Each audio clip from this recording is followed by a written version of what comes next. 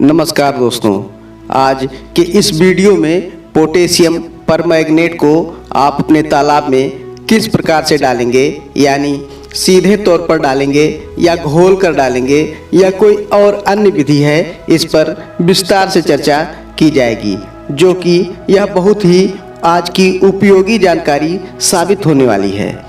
कुछ सब्सक्राइबर ने कमेंट करके पूछा है कि पोटेशियम परमैंगनेट को हम किस प्रकार से अपने तालाब में उपयोग कर सकते हैं। तो सबसे पहले आपको यह ध्यान देना है कि जब भी हम पोटेशियम परमैंगनेट को तालाब में डालें तो ऐसा क्या करें कि तालाब के वातावरण या तालाब के पानी में उपस्थित प्लैंकटन को कोई भी नुकसान ना पहुँचे। तो आइए हम जानते हैं कि पोटेशियम परमैंगनेट का उपयोग हम अपने तालाब में कैसे कर सकते हैं। दोस्तों, आप सभी यह जानते ही हैं कि पोटेशियम परमैंगनेट का उपयोग हम लोग अपने तालाब में कई प्रकार से करते हैं, जिनमें से दो विधि बहुत ही प्रचलित है। पहली विधि यह है कि सभी लोग पोटेशियम परमैंगनेट को किसी बर्तन में घोल लेते हैं और उसका छिड़काव अपने तालाब में करते हैं।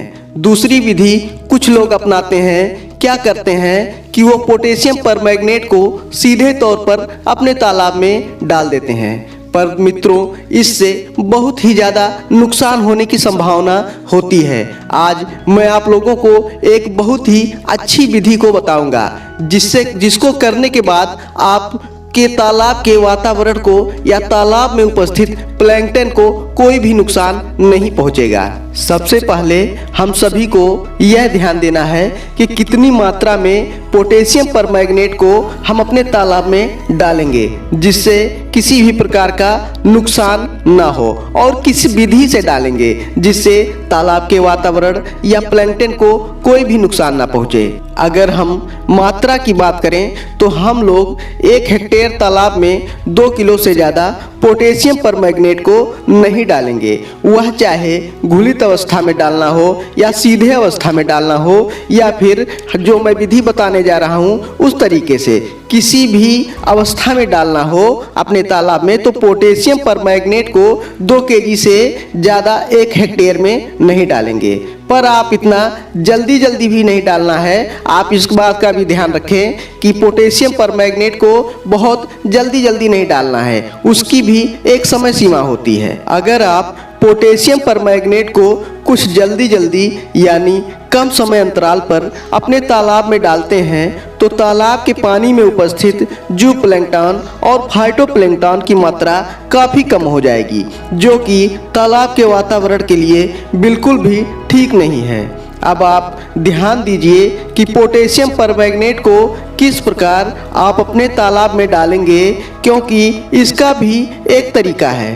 दोस्तों, आप पोटेशियम परमैंगनेट 1 बीघे में अगर आप दे रहे हैं तो 250 से 400 ग्राम पर बीघा आप पोटेशियम परमैंगनेट देंगे। तालाब में डालने की सही विधि क्या है, इसे आप नोट कर लीजिए।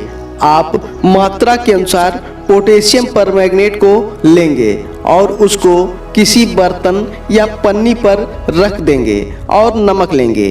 नमक की मात्रा 10 गुना होगी, अर्थात अगर आप 200 ग्राम पोटेशियम परमैंगनेट लेंगे तो 2 केजी नमक लेंगे और दोनों को मिक्स कर लेंगे।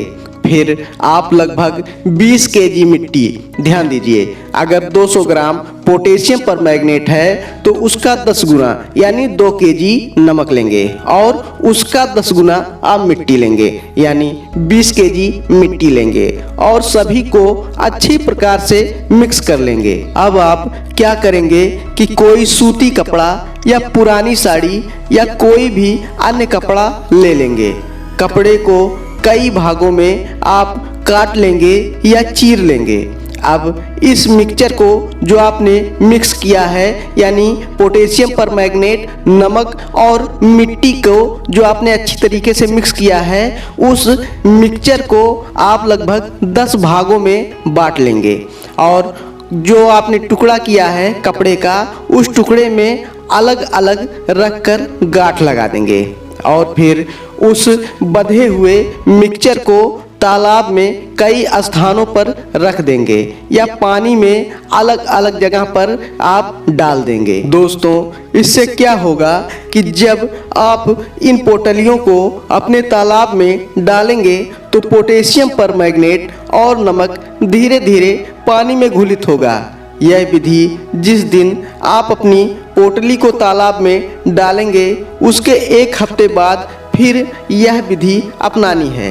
यह विधि आप कम से कम 5 से 6 बार लगातार 1-1 हफ्ते के अंतराल पर करते रहें। इस विधि को करने से ना ही आपके तालाब के वातावरण को कोई नुकसान होगा और ना ही आपके तालाब में कोई बीमारी आएगी। अगर कोई बीमारी आने वाली है तो वह नहीं आएगी, और अगर किसी बीमारी का प्रकोप आपके तालाब में हुआ होगा तो वह खत्म हो जाएगी। दोस्तों, अगर आप बच्चा डालने के 1 दिन पहले अपने तालाब में यह विधि कर लेते हैं तो आपके मछलियों का बचाव पहले ही दिन से हो जाएगा।